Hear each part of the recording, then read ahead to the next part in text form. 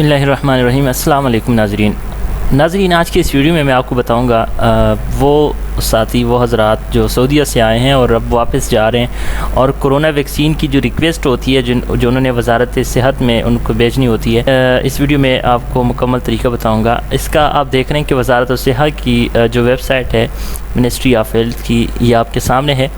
लेकिन यहाँ पे मैं ये बात आपको बताता चलूँ, अगर आपको ये तरीका नहीं आता, आप ख़ुद नहीं कर सकते, परेशानी आपको पेश आ रही है, तो आप जो है अपना सिर्फ डेटा जो यहाँ पे दरकार है वो मुझे सेंड कर दें, व्हाट्सएप कर दें इस नंबर के ऊपर, और मैं आपको ये करके दे दूँगा 5 से 10 मिनट के अंदर अंदर इंशाल्लाह। उसमें ज़रूरी है कि आपने जितने टाइम इसको हम करेंगे उसके लिए आपका ऑनलाइन होना, मेरे साथ व्हाट्सएप पे ऑनलाइन होना ज़रूरी होगा।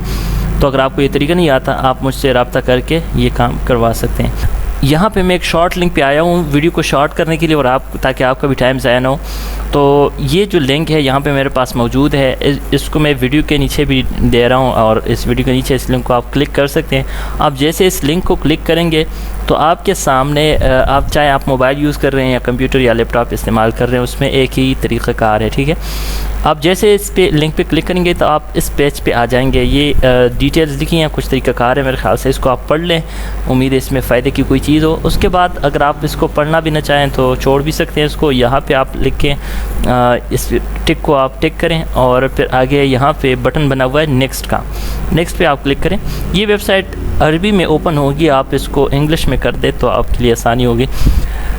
यहाँ से एप्लीकेंट का जो टाइप है वो आप सऊदी रेजिडेंट रख दें, या नेशनल है तो नेशनल रख दें, जो भी है आप ज़्यादा बेहतर जान सकते हैं इसको।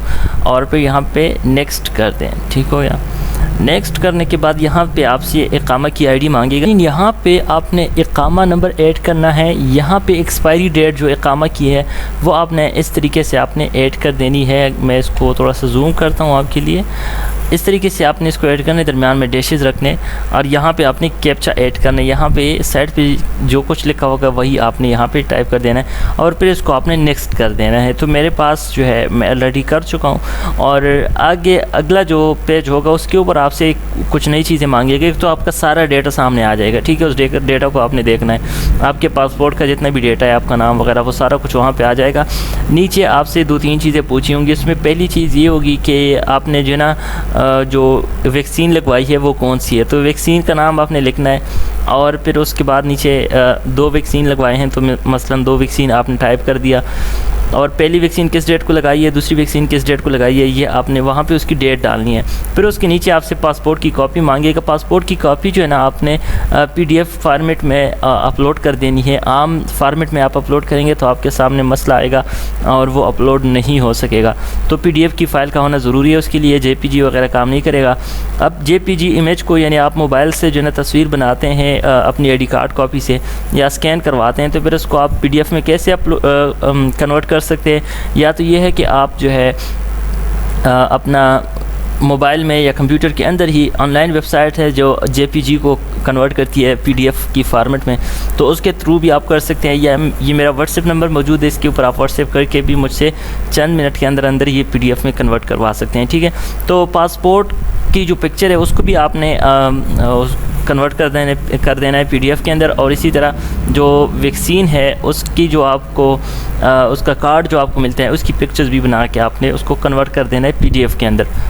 तो ये करने के बाद आपने उसको इस अगले पेज पे आपने अपलोड कर देना है, और फिर आगे नेक्स्ट की ओर जैसे आप क्लिक करेंगे तो आपकी जो रिक्वेस्ट है कोरोना वैक्सीनेशन की वो आगे चली जाएगी।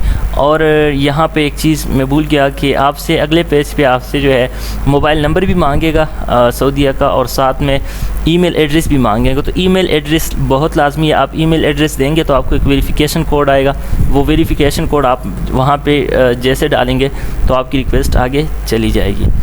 उम्मीद करता हूँ नाज़रीन वीडियो की समझ आ गई होगी। अल्लाह हाफिज़।